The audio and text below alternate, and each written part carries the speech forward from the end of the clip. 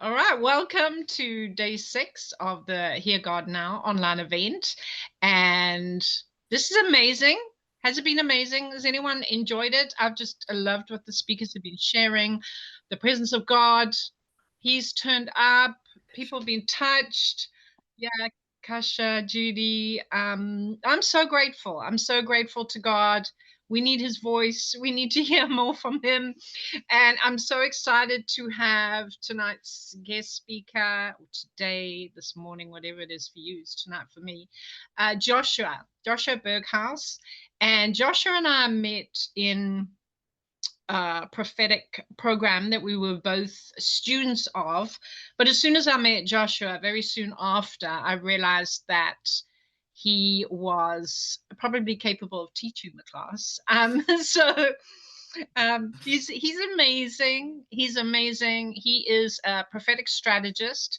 He's a coach, and he's the founder of an organization called Confluence Consulting and Coaching.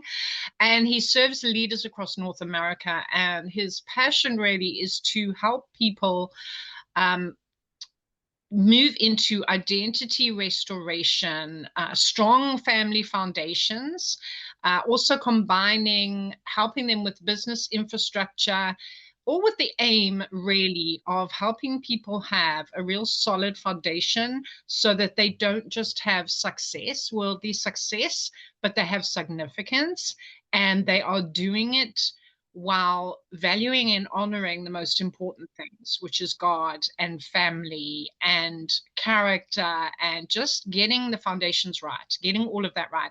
He's also completing a master's in ministry, so he's a pretty busy guy, impacting people, studying. He's got a wife, a dog, a cavapoo. It's a cavapoo, right? Yeah. A cavapoo, yeah. So pretty full life. He lives in California, and I respect and appreciate him so much. He came to a retreat of mine, just literally just to serve, and I was so touched, honestly, Joshua, and you were such a blessing to the people there.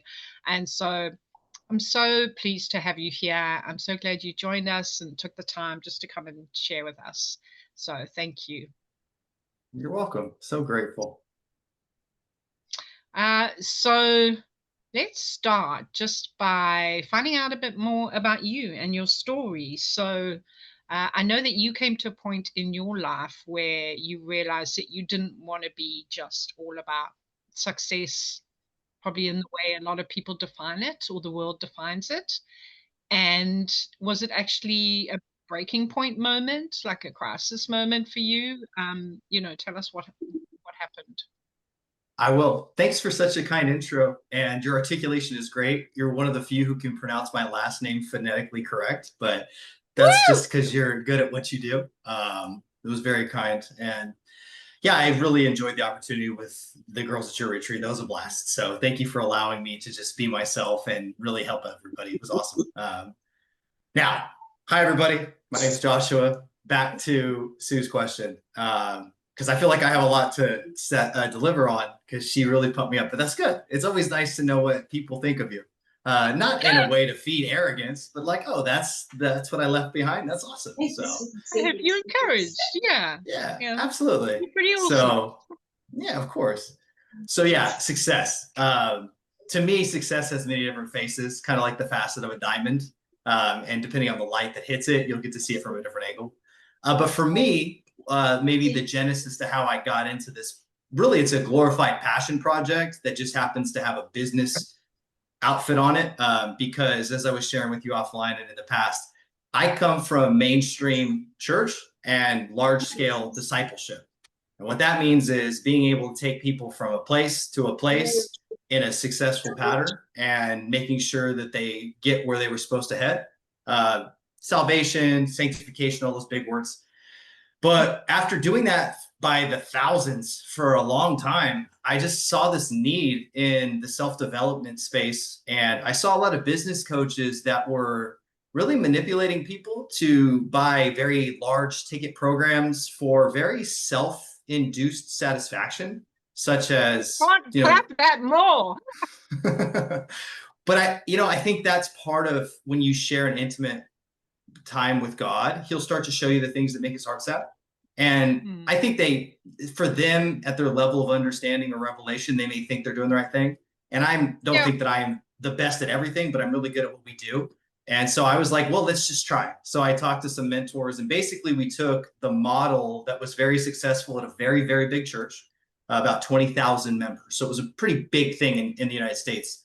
And I put a entire coaching company and a consulting services brand agency around it. And basically the attraction was I wanted to compete with the voices that were leading people astray, while Love it. also hoping to redeem those leaders on why they might have some cracks in their own foundation so that they could potentially become all that God wanted them for too. So I'm not out for blood. I used to feel like I was, but it was like, no, that was just that protector in me. So that was kind of like the A bit of genesis of it. righteous, just a bit of righteous anger, really. Yeah.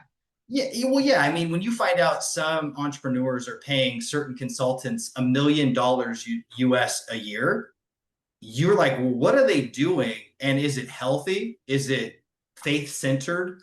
Is it changing the lineage, or is it just a tax deduction strategy? Because that's very common in the coaching space in the business sector, that when you buy these things, you can just get the tax deduction so you don't have to pay taxes. So you're not even, your initiative isn't even pure. You're trying to evade the tax thing. And I'm not against tax strategy, but anyway, so you can see we're getting a little bit ahead of ourselves. But those were some of Yeah. those things where I was like, there was just deep convictions in my heart as a minister and as a disciple of Jesus, that I was like, well, maybe we can do something in that. And so my wife and I prayed, and it took a few years to put together, but we've been in business for a few years and we're just helping people along the way. It's been fun.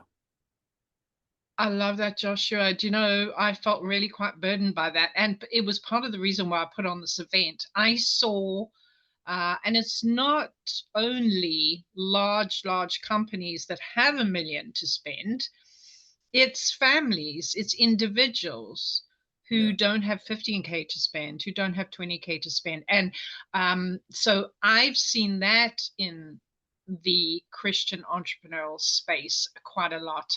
And there's no one in this, I'm not looking at anyone in particular. I'm not, like you say, I'm not out for blood as well.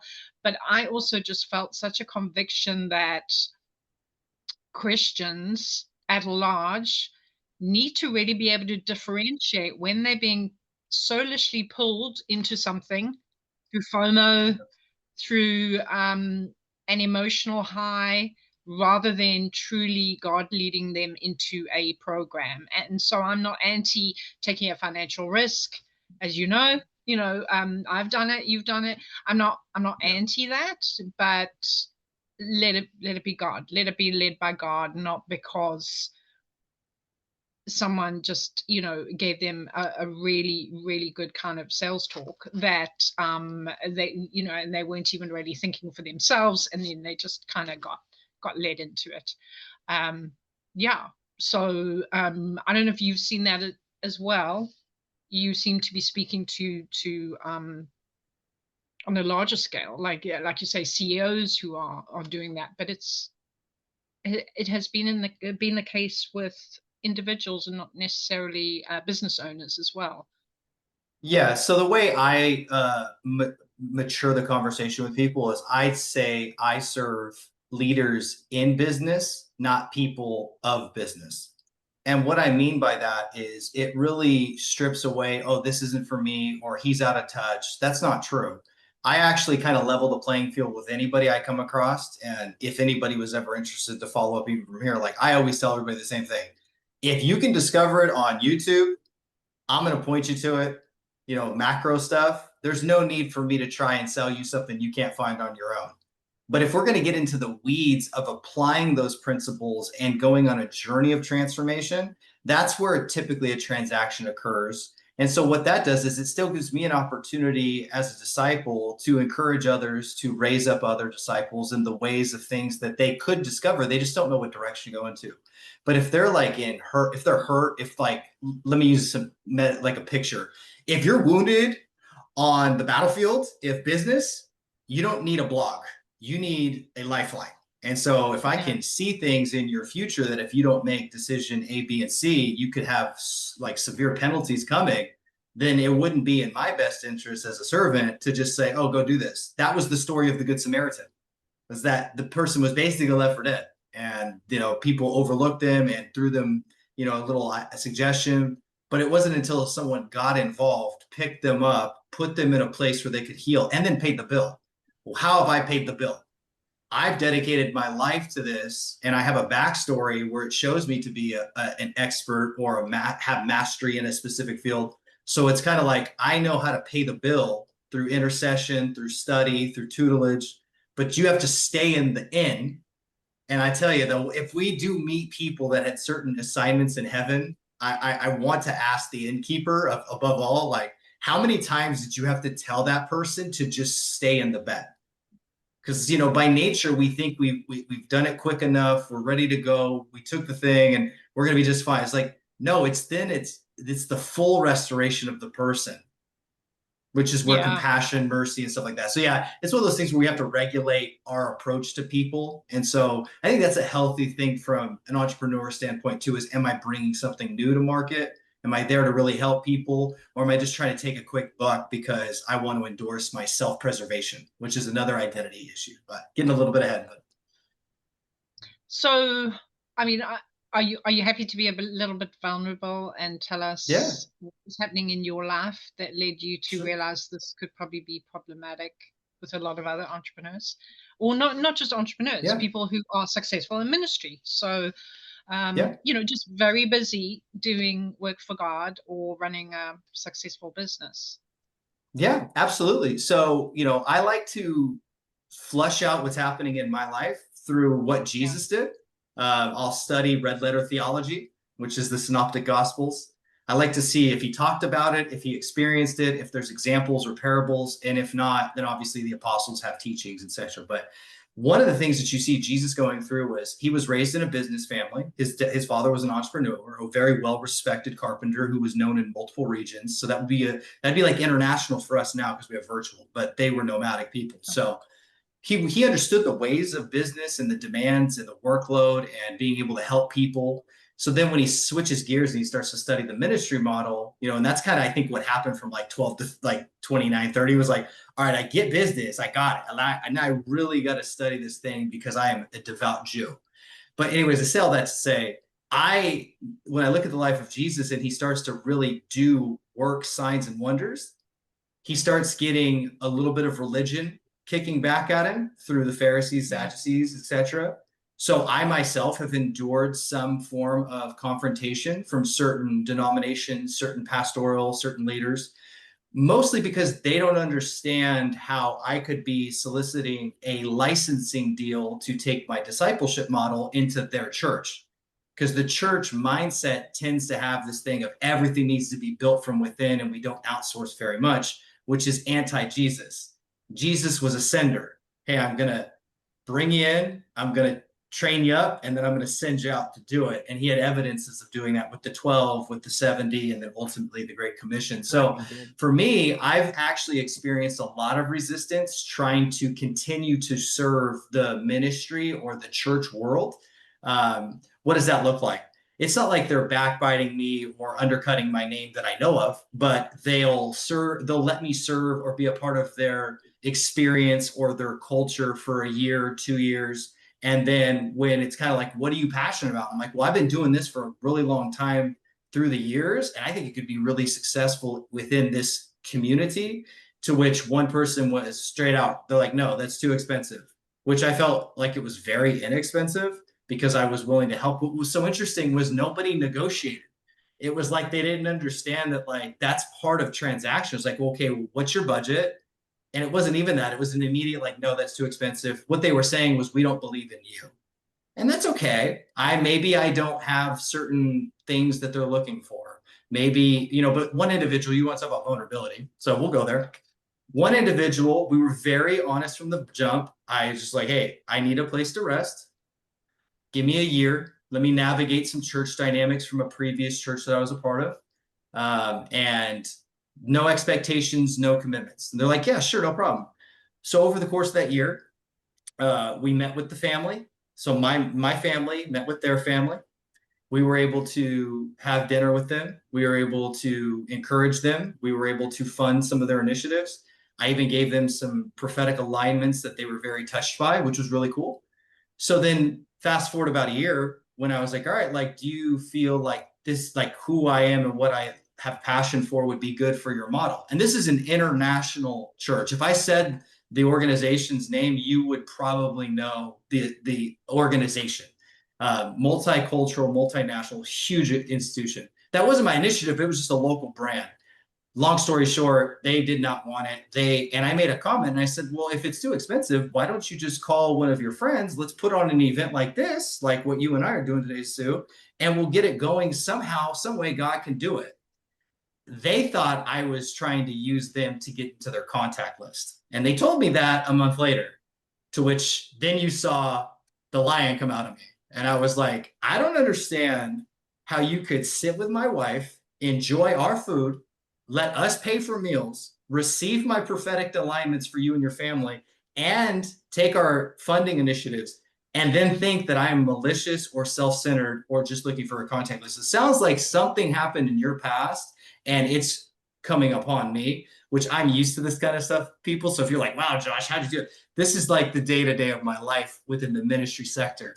So that's an example of where I just didn't get I would say that really just that congruency that, hey, we're really still trying to help people.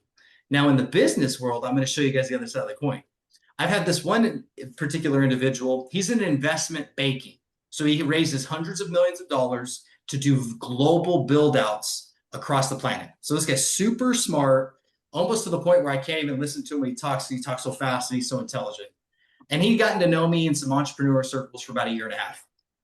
This guy, we go to an event one day at this real nice guy's house, big house up on the hill here in Southern California where I live. And I could tell this guy was just heavy hearted. I had that like unction on me, like sometimes your heart just starts to open up. So I go up to him and I knew him and he kind of knew me. And I was like, hey, dude, you sound like you're having a bad day. What's going on? He was just really closed, like cold shouldered to me. And I was like, dude, listen, like, I'm just trying to be nice. Seems like you're heavy hearted. If you want to talk, I'm here. And he said, I know what you do. I'm not interested. And that's what it is. And I said, well, what is it that you think I do? He's like, oh, you do that coaching thing and you want to help people. And I said, okay, let's take this off the table. I'm not trying to sell you on anything. Because see, what he was doing was he was showing me his mindset from his portion of the field of battle of life. See, if you're listening and you're paying attention to people, God will start to show you triggers. And so what happened with this individual, and I'll land the question because I know we only have so much time, was I told him, you think it's hard for me to transact business, but I want to tell you what God spoke to me and how he's been using me in the marketplace. And this is what I wanted to get to, Sue, but thank you for letting me take the long journey to get there. I told this individual, sometimes I've had God ask me to give my premium services to very wealthy people for free. So for those of us who aren't business minded, when I charge somebody zero, I'm still taking a loss on the back end to have my company function. So it's not that I didn't make any money. I actually lost money on the deal. Yeah. And I told that guy that. I said, but on the same breath, I've had God encourage me to charge people with very limited resources full price. And this guy looked at me and he's like, why? And I said, I'm so glad you asked. It's because God has taught me. To the wealthy, people are always trying to reach in their pocket. They really don't care about what's in their heart. So when you're able to step aside from that and reach into the heart, you can touch them in ways that only I can, because it's not about money. He said, but to the person that's poor, this is what God was talking to me through journaling and prayer and counsel. I said, but to the person who's a little bit tight-fisted and won't let go, they're begging God for a miracle, but they won't let go of the resource. And God's like, I need them to let go so that there's a hole so that I can show up strong on their behalf. So imagine being in the middle of that place between wealthy and poverty-minded people. And this guy began his entire composition shift. We haven't talked too much thereafter, but at least he understands who I really am. So long-winded way of saying that's what it looks like with what I do when you kind of ruffle against the religious traditions, or you're trying to really expand past the threshold of business, because people know that there are selfish intentions out there a dime a dozen. No, I know. I think that there's a need in general for pastors and business people to understand each other better. it seems to be not something that's common only to you, Joshua. I've experienced similar, and I know other business people have experienced similar, where you truly have a heart to help people, and you have a different calling, and it is geared more towards the marketplace, and many pastors are still kind of catching up. Um, well intentioned though, really well intentioned. They, obviously they love us, but I think still I'm still seeing quite a number who are, like you say, happy to take your tithes, happy to have you serve and volunteer. But then when you do say, hey, this is actually on my heart, this is my dream, this is what I want to start, or this is what I'm doing, the support is not always there. Um, Yeah. The one thing I would and add to what you're talking about too is, so this is what when we talk about prophetic training and stuff like that. I always tell people like this: Old Testament prophets declared the works of God. New Testament prophetic demonstrate the works of God. So if anything God's going to do through us, it has to be demonstrated and championed in our own life first. So that's why I'm able to lean into what Jesus went through and why the Holy Spirit can comfort me in very unique ways, because he also was backbit between religious systems and business capacities. Something like 92% of his teachings were in the marketplace, commerce centers, because that's where people were vulnerable and needed help.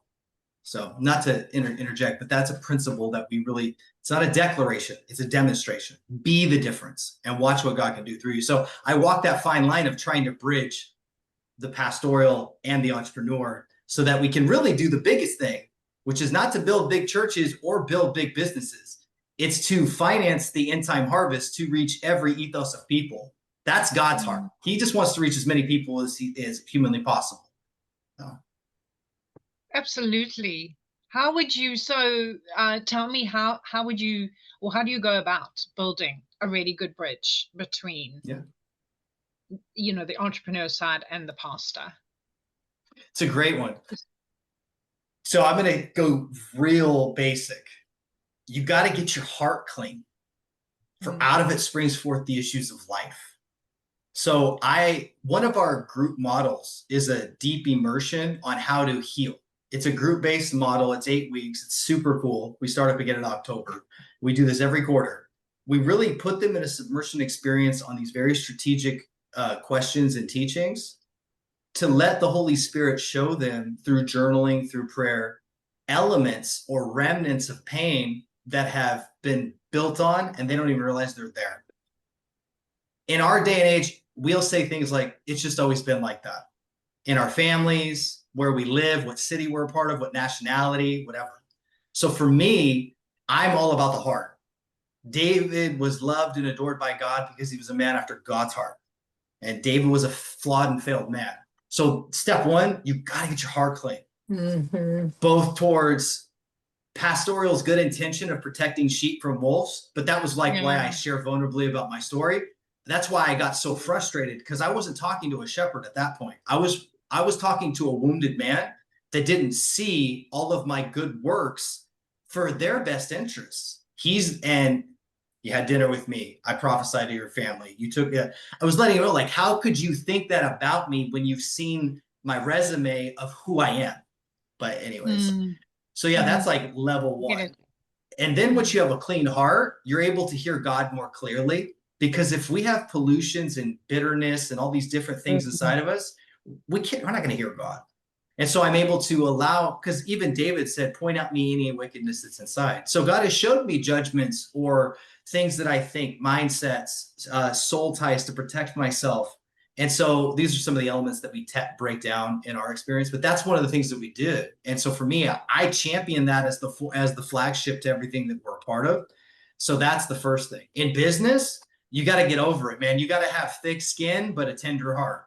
To my guys, I always tell them, hey, you got to be able to slice the neck of somebody on the warfield and have the tea party with your daughter at home behind the closed doors, because they need to see both sides of you. to the woman, you guys have to be able to continue to champion Proverbs 31. They were very transactional in business, very well known. You guys are very sophisticated, and you can be successful in the workforce. But remember, when you come home and you're partnered with your family to build a house and an atmosphere of creativity and fun. In our house, we champion you have to be able to feel feelings. If you're mad, be mad. Just don't stay mad. If you're angry, get angry. Flush it out. If you got to swear, fine, but do it into a pillow because the neighbor might think we're crazy. See, these are some of the elements I where love it. we get free of our heart pain. We break free of our mental strongholds of, oh, I need to be this way or God's not going to bless me, which is a lie and a fallacy in of itself. And then you can step into those relationships and negotiations to remember shepherds are there to protect, business people are there to create resource and opportunity. And so I said it, somebody told me it like this one time. When you understand the nature of a thing, its behavior shouldn't shock you. So when I understand the nature Very of good. shepherd, its behavior shouldn't shock me, even if I get hit along the way, because I'm like, oh, that's just what they do. So what I've done is I flipped it. Like shepherds will say, because I had a pastoral assignment too, like we get bit and kicked by sheep, they say, which I think is very offensive because it's like we're still sheep and we bite and kick people. So I'm not shocked when a shepherd who's still a sheep to Jesus bites or kicks me because I'm just trying to serve them in a way they don't want to be served. And in the business world, I have to remember some people don't listen to you until you've achieved their expectations that qualifies you to sit at their table. Here's an example. When I actually had a legal company, registered with the state of California, filed my things with the IRS, did all of the checks and balances legally, so that I had the integrity to tell people in certain functions, oh, yes, I'm a business owner. I could feel it. Their heart, the walls around them would lower. It's almost like the drawbridge to the castles opened up. They're like, oh, they're one of me. I didn't lead with, yeah, I used to sit in pastoral functions at a mega church and help thousands of people. And just, they would not listen to that. So I'm not compromising who I am. I'm making sure I'm cleaning my heart of who I am before God first, which is his son, making sure my family environment is safe so that whatever we're addressing is tight knit, and then understanding the behavioral patterns so that I can serve them with where they're at. And that's why Paul said, I'm all things to all men. And when you read 1 Corinthians 12, he's and 11, he's not talking about compromise. He's saying, I'll get down in their ways of life as long as it doesn't violate my conviction of what God showed me, so that they know I have their best interests at heart. So that's some of the strategies on how to avoid the landmines. But at the end of the day, you're going to get hit and bit. You got to heal. You got to let God keep your heart clean. I love that. I love that. Yeah, it reminded me of that scripture. Yeah, to the Jew, I become like a Jew, to the Roman, that I may win all. And you're right. It's not, and I've had this conversation with a family member recently who felt that it was compromising who they are. And it's not. You're not forgetting your identity, who you are.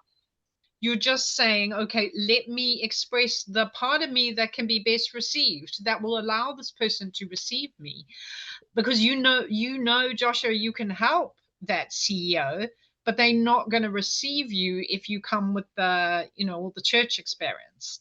And so you know how to speak to them in a way that opens their heart to you. So it's simply that. It's not that you're no longer being yourself. You're just showing that part of yourself that is going to best help them to receive you, and therefore get the help they need. Yeah, if I could add too, and this is for everybody. I've always told people, if it's not tested, it's not trusted. I've been tested. God has tested me. Now, the Bible says God does not test. So I'm not competing with scripture. I'm trying to wrap the thought. How did God test me? He permitted the test, because it says that God will not test a man, no, but he'll permit things. So God had permitted things really because he knew I would champion his will and way against the kingdom of darkness that wants to take me from the intimacy that I have with God. So we'll get into a little bit of the deep end of the pool. And I don't know if you're ready to go there, or if you want to go there with your audience, but understand that testing is permissible by God, because it's really an opportunity to shame the devil by exemplifying who Jesus is and how he would respond. That's why his spirit dwells in us. And so I've learned that there's been permissible tests of, is Josh only in it for the money? I've had people who have had committed contracts that are very large back out and not want to pay. And it's technically signed, and I could go to court. And I'm like, God, I don't want to do that. So what do I Yeah. do? And I've had God navigate me that. And I've come out as clean as I can. And the person and I are still working through building a holistic friendship. Because, and I'll say this is a little bit of a snippet too. One of my deepest desires is not to keep people all the time in my system so I can continue to make money. I actually want them to get healed, get aligned, and get restored on what's next so that I can be their friend and get them there after the fact. Because you'll get people so much further through friendship than you will just through transaction. How many of you remember your favorite restaurant when you were a teenager at the server's name? Very few. But the same breadth of memory, we can remember our best friend in our teenage years in our English class that told us don't quit on our paper. So that's a deeper thing. But I mean, Keith's book talks about that a lot with friendship. So it's one of those things I really love. Yeah. No, that's awesome. That's a true apostle though as well. Someone who's not territorial, who's not holding on to people, but will say, okay, this is my piece, this is my part. Once you've got that, then I send you out. I think that's beautiful, Joshua. Yeah, and it does go against the grain of, a lot of business training. And again, it's good training, it's great, but if that's not what God has for that person, then we need to remember that as well. The business training of lifetime value of a client and Yeah. maximizing the lifetime value. Well, what if God has decided that season with that person with you is up? That's where we go to listening to God releasing that person rather than holding on or abiding by some business training that ultimately comes from the world system. So it's that I navigate or have certainly have been navigating some of the tension of some of the things that we learn in the business world. And I'm sure you've obviously done this filtering as well of, and it's so important for us as Christians business people to constantly filter the things that we are learning and filter them through the plumb line of God ultimately and his ways. Yeah. Can I give a small upgrade to what you were talking about as well? So, Sure. so there's a gentleman who stewards a private equity company called the Paladin Group in Australia, 5 billion with a B assets under management. He is truly a kingdom entrepreneur trying to fund the end time harvest. This is how he describes a revelation that God gave him about why capitalism will never work. It's actually still got Babylonian root system. So again, we're a little bit of the deep end, but I think you guys will like this because you want to hear God, you want to know how to make money. You got to have God's heart for people because God don't need money. Now we need money and God will get it to us, but sometimes we think we need a little bit more of it than we need. But that's only for a little while. But anyways, this guy was saying God was really showing him stakeholders in his business to serve and help, vendors, customers, etc. But the Holy Spirit helped him understand a seventh stakeholder that's often overlooked in a capitalism model. It was the stakeholder of his competition. And so in his industry, he befriended one of the key competitors. And this guy was really skeptical of him. But basically, what this guy was teaching us, this was in our master's program, is instead of a dog eat dog world that I'm in it for me, I got to get as much as I can. What if we raise the value of an industry so that the premiums, there's more than enough to go around? So what would that look like practically? Well, in the United States, I keep using this example. I was just on a podcast yesterday and explaining this to another group of business leaders. Local coffee shops. In America, sadly, 6, 8, getting close to $10. It's kind of wild. But imagine if in a local, yeah, I know. But imagine in a major city like Los Angeles, New York, Austin, etc., if they raise the price by $1 with the singular goal of having more profit to give their employees a better quality of life or meeting basic community initiatives. What did they do? Yes, their businesses got bigger, But really what they did was their industry got upgraded so that there's more than enough to go around and help for those who are in need. It's kind of like Ruth and Boaz. That's where he extrapolated this principle. But this guy is doing this on a large scale where obviously $5 billion assets under management. But that's why I use the coffee example. So us, whether you work in the house or you have a small side job or you are governing a big company, how do you raise the level of the industry value so that there's more than enough to go around? That's going to take it's going to take collaborations and trusted relationships with the people who you are in competition with. Sue and I are not in competition. We're trying to get people the end result, which is intimacy with God. That's why we can be in the field of battle, because we're trying to help each other reach more people rather than what's in it for me. That's why I went to your event with your mastermind in your retreat with those 15 girls or whatever at that really beautiful hub. How can I upgrade the value that she gives so that Jesus is seen abroad? So just an upgrade for us to start to think, okay, what would God say? How can we do that in my local area? And I loved that about you, and just the humility. You know, you didn't come handing out business cards. You literally just turned up. No one really even knew your name, or you weren't even really, broadcasting your name, and you just came and served us. Honestly, that's the heart of Jesus. So You're that all, it impressed me very much, Joshua. oh, It really, really did. So yeah, just looking at the time, we've got 20 minutes. What are you up for I've been doing? looking. I've been looking up the chats, just kind of looking at people. I know some people say that they want to touch base with me or whatever offline. That's up to you, Sue. But I love how people are recognizing like the simplicity of keeping your heart clean. It's really important for you guys to be able to capture what God wanted you to see. There might be 80% of the things I'm talking about don't apply to you, and that's okay. But if you feel like God kind of gave you a zinger about something or a character trait, protect that, because that's sometimes what we're doing. Because you guys have 11 days. That's a lot of a crash course of how to hear God. So, but you were so kind, for me to just kind of explain to people how I do it the way I do it. But I'm really up for your leading. If you want to get into attributes, we can do that.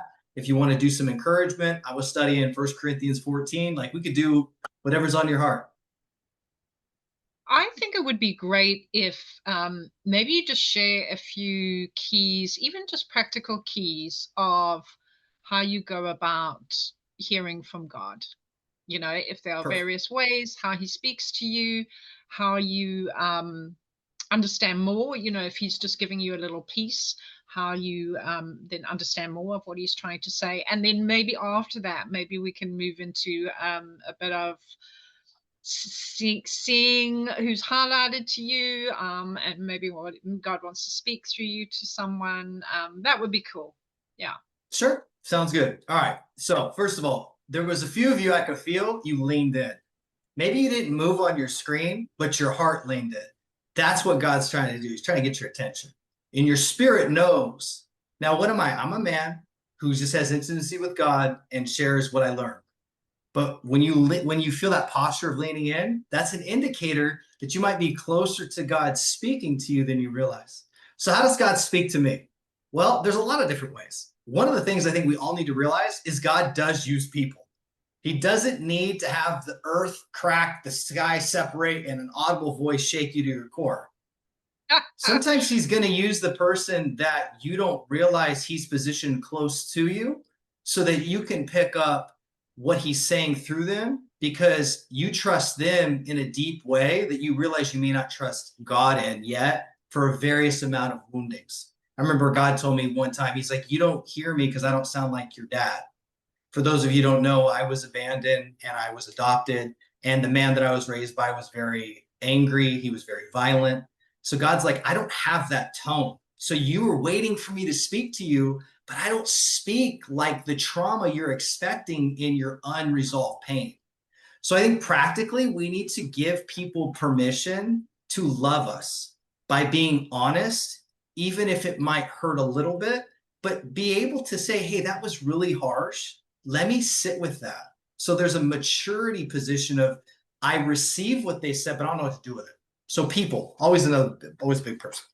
And I'm going to say it to you like this too. For those of us who are married, even if you've had deep violations of trust with your spouse, God can still use them. You have to allow him to heal your heart in ways they keep hurting you by putting up boundaries, but they can still speak.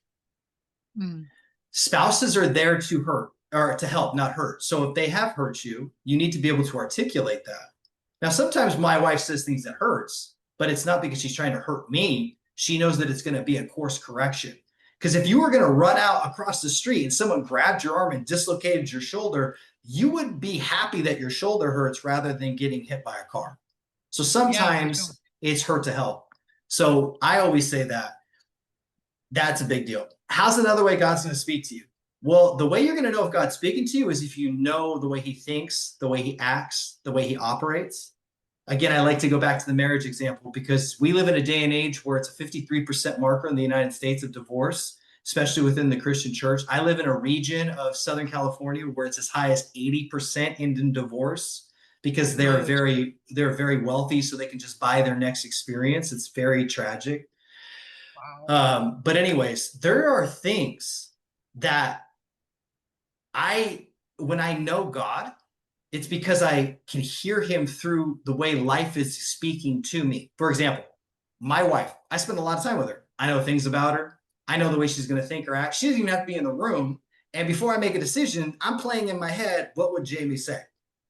See, I've been preconditioned to trust, almost predict what she'd say and make decisions without having to say, hey, honey, I need you to answer this question for me. Mm-hmm.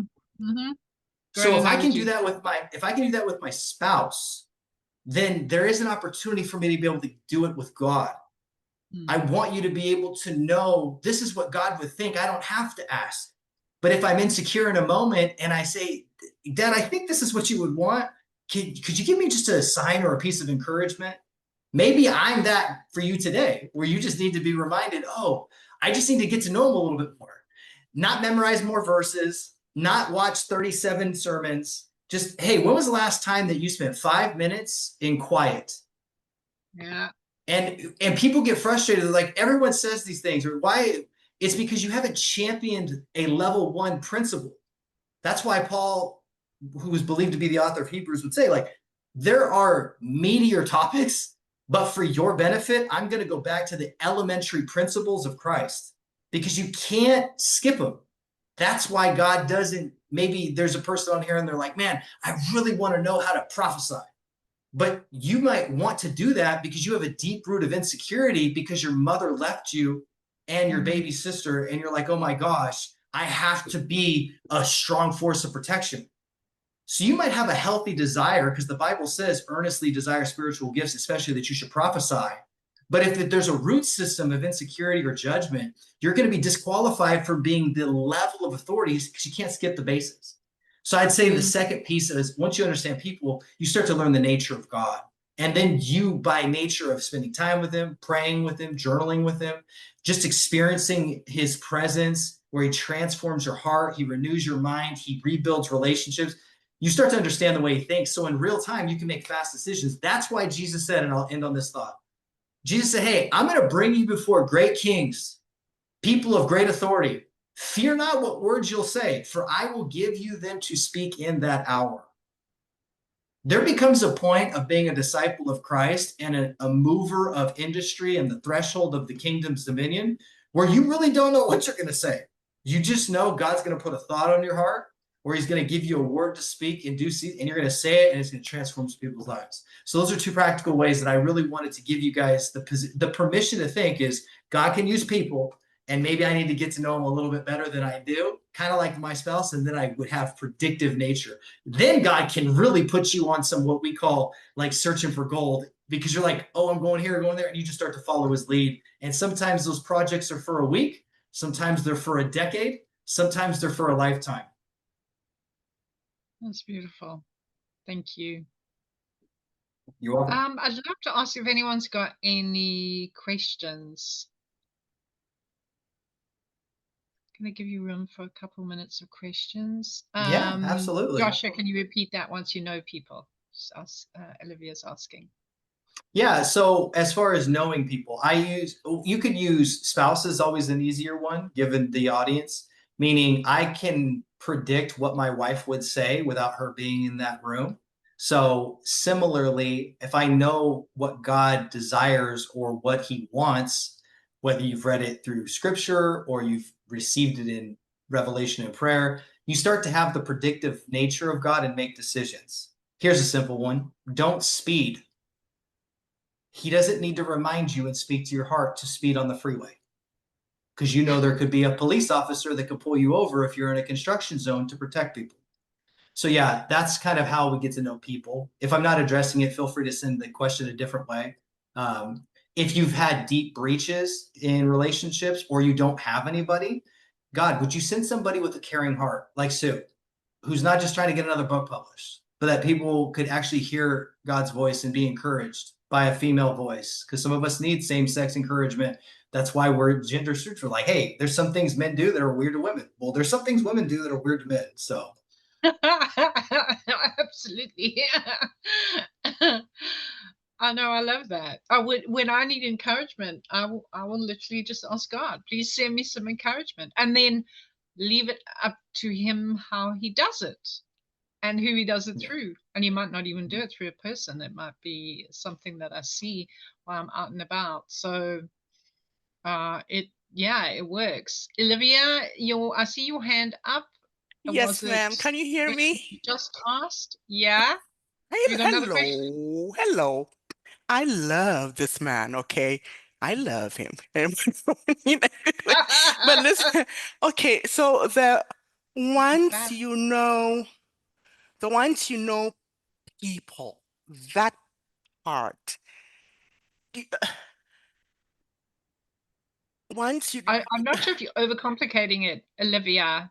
He meant if you know the word of God, you know the values of God, it's easier to distinguish if the enemy is speaking to you or your harsh inner critic is speaking to you or if God is speaking to you because he wouldn't condemn you. Hence, because you know the word of God, you know that he's a loving father, you know that you're chosen, you're not rejected. If there's a voice that's saying to you, you're a loser, or it's not always that obvious, but we can start to distinguish where that voice is coming from the more we know and better we know the word. I think that was what Joshua was trying to say. was trying to If he imply, spent okay, time with his wife, he knows how she thinks. So if you've spent time in the scriptures, you know how the scriptures think, and the scriptures are the heart of God in written form. of course, yeah. Okay, thank you so much. I'm sorry I did not share my video. I have a scarf on. I'm having a bad hair day. Okay, so That's all please right. bear with me. Uh, Yeah. you can have a bad Let me, hair day. Sue, if I can, I want to champion a few minutes. I know Erica's got her hand up. I know Uzo popped a question in, but I want to respect a question you sent over to me privately is how do we know what God's doing in this season and what's to come? I want to address that for 60 Mm, seconds as a crash course. mm, And mhm. then maybe we can reach Erica and touch Uzo and we should be good. Because I want to manage your time. A lot of times, God is not always in the business of just promoting. Sometimes he wants things that we championed in one thing to follow us into the next thing. But similarly, there's some things that can't come with us with where we're going. Children of Israel come out of Egypt on the way to the promised land. They didn't realize there was a process that they needed to be purged of idol worship, negative mindsets, and self preservation, because in the land of promise, that's where God was. And he could have no other gods before him. So sometimes take a healthy audit of your life. This is being recorded, so you guys can crash course it again. Sometimes take a healthy audit. God, what did you have me learn in this past experience, whether it was a job, a relationship, a venture, and what can I champion in the next thing? Then the promotion comes because you have the quality. For me, earning a master's degree, once I've earned it, it follows me where I go, but it's a bedrock of who I've become along the way. So that's one way. Another way is having people be able to tell you what they've seen a change in you of. Hey, what have you noticed over the past 3 months, 6 months, 12 months of my life? That accountability helps you know. That's why I was like, oh, Sue, it's so sweet what you said about me because I had never asked. Maybe I should ask some more because I felt better when I started. So I just wanted to address that real quick. And then Uzo, if I'm pronouncing that appropriately, I just want you to know for someone who's struggling between parenting and business, take care of that family, especially if God is always near the brokenhearted, the orphan, the widow. Okay, God has a special place for people who are missing a component of what God's original design had. So you only get them kids once. The days are long, but the years are short. Champion as much as you possibly can, and this is believe God to be the provider that he said he would. Because just like your kids, when they ask for bread, you don't give them a rock. That's what Jesus said. Similarly, when you need to make a sale, God will meet your need. There's going to be a gold coin in a fish's mouth to meet your need, but take care of the family. Because if you sacrifice the family for mammon, you've just dictated which kingdom you allowed to influence you. I know it's a little sharp, a little fast, but I'm respecting everybody's time. No, And then so good. Sue, if you want to champion the raised more. hands, I'll let you do that, but I want to throw those out there. No, I can't agree more. And to that point, and I haven't always got this right, but Uzo, God told me to run this event for free, for no other purpose than to bless people's lives, with no offer on the end of it. I didn't even ask speakers to promote it on my behalf. Just literally, that is what he said. I dropped projects involving marketing and sales around my business to focus on this. And literally in the last week, so that was about a month ago, so I've been in planning and preparation of it, and not in time and effort spent marketing my business. And in the last week, I've received 3 high ticket sales, all that just came in effortlessly. Yeah. So he will provide. And I loved what Joshua said. He will provide if we obey him. And sometimes it's a test. Sometimes it's a test. Like, do you trust me? Maybe even him asking me to put this event on was a test. Joshua spoke about tests and passing tests. I don't know. I just went, okay, I know he wants me to. This could be a test. This could be a trust test. I know I need to do it. And I also felt in my heart that people needed to hear from God in this hour. They really they needed to be encouraged to really start pursuing him more, to hear him for themselves, rather than just, having people prophesy over you all the time, which is obviously wonderful. We all love it.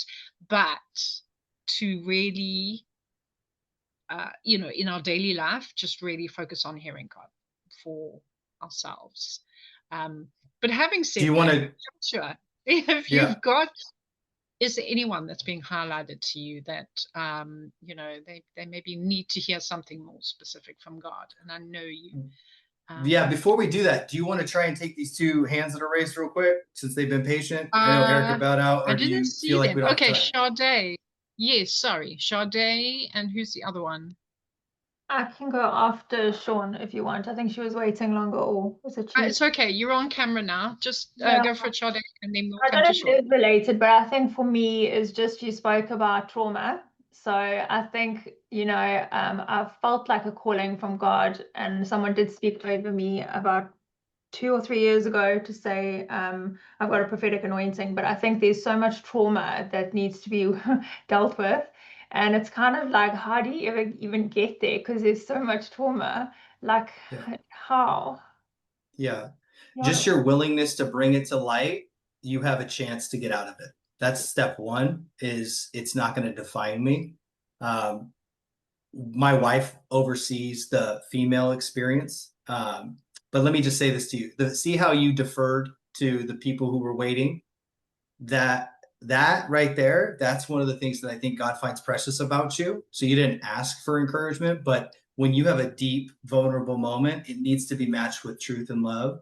So remember, when he says that the humble will be exalted, the fact that you were humble enough to allow somebody to go before you, that's why he'll accelerate to you faster. So a lot of times you don't realize, where do I start? It's just the recognition, God, can you do anything about this? And if you start with that trust factor that he will, you can have lightning speed towards healing you didn't know. It's going to take time, but you'll be anchored in that truth. Yeah, have her type it, and then we can take the other question. Put it in the chat, and we'll go to Sean. Yeah. Okay. Okay. Sorry about that, but you in and out, like your sound is in and out. Sorry. Let's just bring Sean on. Okay, first of all, this is my first one I've got to physically be on, Sue, but I can't wait to go back and listen to them all. Okay, I'm so Awesome. excited. So Joshua and Sue, I'm sure you both have crossed this bridge, because otherwise Sue wouldn't be where she is now if she hadn't crossed this space. Okay. Can you, when the Lord highlighted to me, Moses didn't knock everybody out of his way and say, you don't know what I'm talking about because I've been called into the promised land. Can you expound more scripturally for everybody who's joined, in a concise way, how it's a biblical example for moms to love on their kids? And for all those on here, I raised 6 kids, and it was worth every single form of soul investment into them, because after they were all gone, then the Lord launched business, and I would do it all over again. So family, the importance Okay. of family and not knocking people down. Yeah. So So God you didn't was have a question? You just wanted Yeah. to affirm that?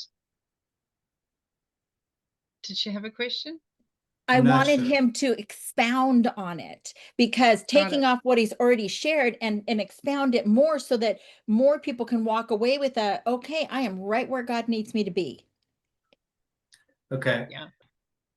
Out of respect for Sue and her audience's timeline, I will say one section, but if it's something that there's follow-up, I'm sure Sue can triangulate it on the back end after the challenge is over.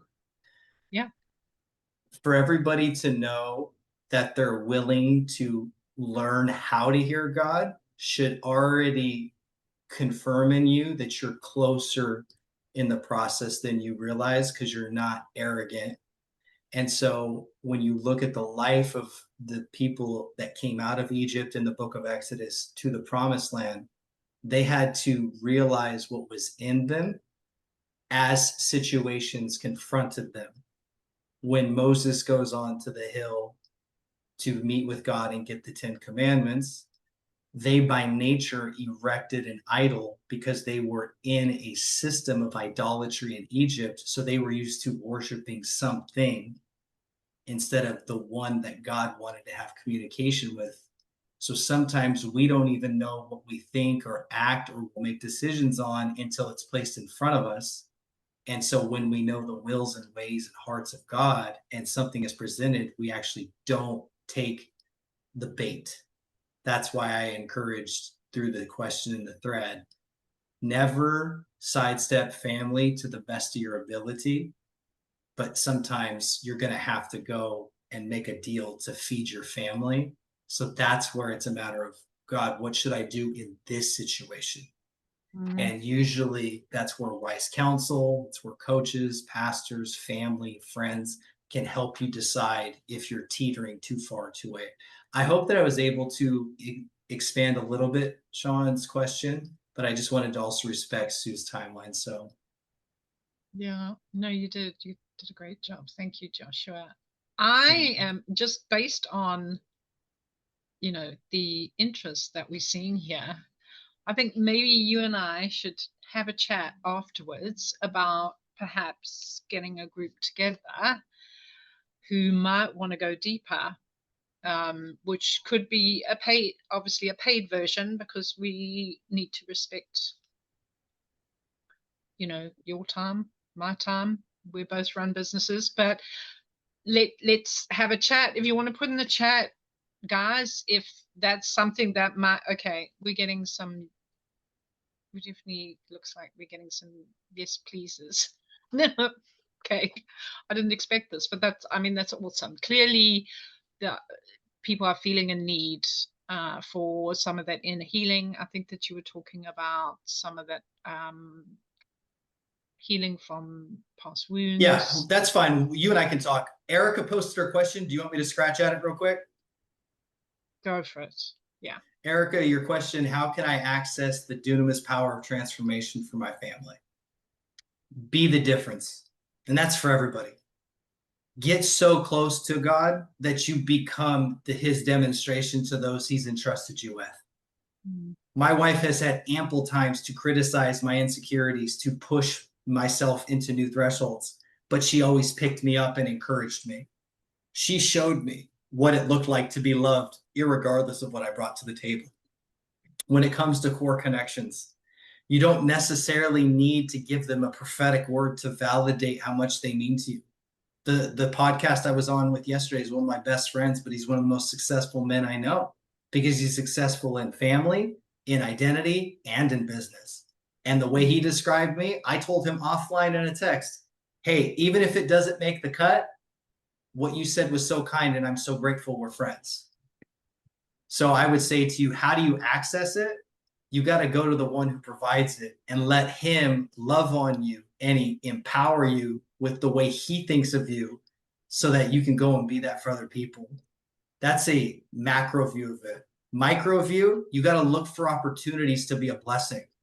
There's going to be people that if you give God permission to tug on your heart, you're going to see needs and he's going to say, would you like to be used by me in this moment? Sue doesn't know the complications of my schedule. And if I had told her I had all this, she would say, oh, no, it's fine. I made room because I prioritized her. I prioritized what she heard from God because I want to be obedient to what she heard so that she feels socially supported, professionally supported, but also supported in the fragments of who God says we are. We're a family. We're a body. Let's build each other up. So look for opportunities and just keep looking. And eventually they'll show up. God may wait because the person that he needs you to reach, he needs to make sure you're ready for it. Because it may not be a quick word or a $20 bill or even a free 8-week session like we've done in the past. Thousands of dollars of given away. Maybe it's, Josh, can you walk with this person for 10 years? Walk them out of addiction. Walk them out of abuse. Walk them out of, can he entrust us with those kind of things? So look for opportunities. That'd be the other thing I said. So I wanted to try and touch on it a little bit, put some zing on it. So if you felt something, shake your hands or whatever. Maybe that was God touching you.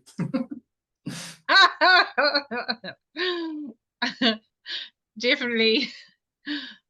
Was there one other person? Helena. Did she have to leave? She might not be on anymore. I saw Helena's hand, but you're getting lots of hand claps. You're getting lots of hearts, Joshua. This is really resonating with people. Thank you so much. I think Helena has had to hop off. She had her hand up, but so we probably can wrap up there. But before we do, Joshua, is there just a last exhortation or something that you want to share with everyone to end us off? Sure. First Corinthians 14, exhortation, edification, comfort. Very different attributes of what prophetic gifting can do. But I want to stabilize why they are temporary, and that's why we pursue them so much. Here's what I mean. When you read 1 Corinthians 14, the first few verses, everybody, it says that they will fade away, whether they're wisdom, whether they're tongues, whether they're knowledge, they're temporary. But what's eternal, that's where we receive the fire from, or receive the electricity from, or receive it's from intimacy with the one who created us, and maybe the ones that we don't realize we've kept at a distance. So you want to talk about edification? It means to build a structure where God can dwell. So I encourage you, when given the opportunity, do not let a Zoom camera block you off from your face being seen. God is not ashamed of your smile. He thinks that you were wonderfully and beautifully made. So when you're able to, put that camera on. Be seen in a world, because I know what it feels like to be overlooked in a sea of people and have God use a speaker to point me out and say, I see you and I care for you. And so for that, maybe there's somebody behind it that wasn't ready, but God wanted you to know he sees you. He's not ashamed of you. He doesn't think you're ugly. That's edification. Exhortation. That means some of us, we need to get kicked in the butt a little bit. Some of us, you got to be a little afraid. I've had to cut I'm a little good at doing that. Yeah. I've had to cut some big checks to the IRS because of my business. God says, do you trust them or do you trust me?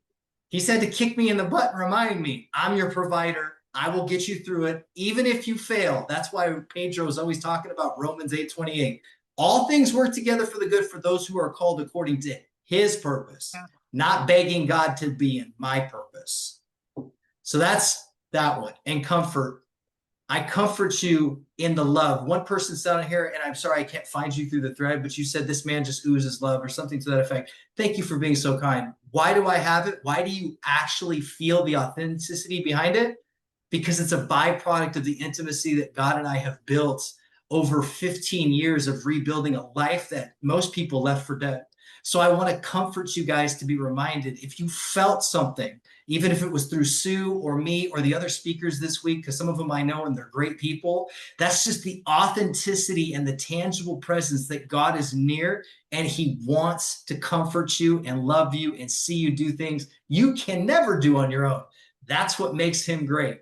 So I encourage you guys in those 3 areas, because that's the best I could do for the time that we've been given. Thank you so much, Joshua. Give him some love. I can see so many of you are already. Thank you so much. We so appreciate you. Love the wisdom coming from you, and yeah, just your heart to love people. Thanks so much. Absolutely.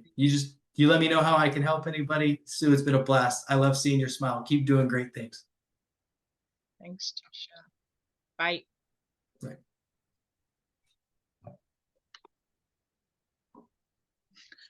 I can hear my son in the background. Just stick to your moderating, Caleb Sandstrom. He's a cheeky one. Wonder where he gets it from. Where do you think? All right. That's it for today, I believe. But I hope to see you tomorrow. Sean, I'm so glad you joined us, because like, where have you been? You have been seriously missing out. I've been interceding. You will not misstep again. So you Nope. will. I've been interceding. I've been interceding all week while I'm packing our house for a remodel. Your house is going through a remodel. Yeah, I'm packing for the remodel, but I've been interceding for your meetings. I'm so excited to get to know you. Oh, well, I sure appreciate that. Thank you. Yeah. All right, everyone. So we've got another amazing speaker tomorrow. Oh, and I see my beautiful friend Kimberly. Kimberly confirmed this event. Kimberly was the confirmation. She was the lady. Okay, so sorry, we have to just bring Kimberly up. Kimberly is the lady who messaged me the very day that I felt that God said to me to do this event. I get this random message from lovely Miss Kimberly Baker here, a video message in my Facebook DMs, and I think to myself, what is this? What on earth? What on earth? I haven't heard from her in 7 years, or 2 years. I haven't seen her in person in 7 years, and truth be told, we barely knew each other. And she messages me, and what did you say, Kimberly? It was hilarious. In a group, and I'm like, this is so random, but God's told me to tell you this, tell you what it is that I'm working on. I remember thinking, like, I didn't even ask like how I sent it. It's like, do a video. And you know when you have those moments where you just obey and you're like, fine, like done, right? And I sent it to you, and I think I tried to ease my own ego. I'm like, she's probably not even going to look at this, but I obeyed and I did the thing that I said I was going to do. And then of course I wasn't shocked when you're like, okay, you're not going to believe this, but I just got confirmation of this as well. Same thing. So I just want to encourage you guys, like, little promptings, just follow, like, it's a nudge, it's a little prompting. Someone comes to mind, you probably need to pray for them. Maybe you need to call them. You know, someone pops into your mind, someone's on your heart. You know, you feel a nudge to turn left instead of right. I'm telling you, we got to do this on a daily basis. We got to just allow God to lead us on a daily basis, and just realize you're being led way more than you probably realize. That's the other thing, right, Kimberly? We are being led far more often than we sometimes realize. And I think it's so easy to when you guys were speaking, what I was hearing was it's so easy to be like, okay, how do I hear God? Like if I do this thing, that then God will speak to me, I'll be worthy, or I have a certain ritualistic thing I do. And it's like, no, God's already talking. There may be a disconnect that it's not landing, but there's no, your worth is never in question. Like I might not say your name wrong, Sharde, when you were Yeah. speaking, oh, I was like, okay, hold back, hold back, hold back. That piece of like the trauma, it's all built in together. There is nothing that disqualifies you. Like when you think of Moses and he had a speech impediment and was slow of speech, and it's like, you have to be kidding that I'm going to be the person that's going to give the commandments. Like, surely you don't know me. Have you not seen what I've dealt with? And it's like, no, I make no mistakes. It's you. So it does not disqualify you. And I know it makes no logical sense when someone says it will be restored. But like it will. And it doesn't make logical sense. And it's not a logical thing. So I was feeling that so strongly for you. Okay, I want to share one thing with you guys because I have been in school. Coincidentally, I think I was sharing this with you. I ended up in this school the past couple days. I just finished, which is why I jumped on now. But they just finished, what is it? The sounding of the trumpets for Jewish culture. You guys familiar with this? And it's a year 6. So this is the thing with the number 6. It is supposed to be all about connection and moving into greater levels of authority within your influence. So if you are on this call and you feel at all prophetic, or you're like, I don't know why, but I keep ending up in these rooms, we all have circles of influence around us. And that the thing that was spoken over us a couple of days ago was that it is moving into larger circles of influence if you are willing to hold this. And you don't have to have a way of how it looks. You can be like, I have no idea. We had no idea how this looks, but just the willingness to speak up. And when you look at everything that's happening, because before anything with like Charlie Kirk or Christianity really being brought into the forefront with the news, we started this before this. I said, like in one of my videos, the boat with which I felt like I was building, I assumed I was sailing it on the same waters. And when I am launching, these things of how do you hear God's voice speak, it feels so choppy out there. The stakes feel higher, but I just want everyone to know that you all have circles of influence. And is there the possibility that that's what you're being called to? That maybe that's on the table for you. Absolutely. We are all called to influence in our spheres, starting at home, as Joshua was saying. Yes. Starting at home. Okay. I meant to say goodbye, and we're still hanging out here another 5 minutes later. Thank you, Kimberly. Nice to meet you, Joshua. Nice to meet you guys. It's an honor to be here. This is so fun. Absolutely. She's so cute. So, okay, this is goodbye again. And goodbye. I'll see you tomorrow. Bye.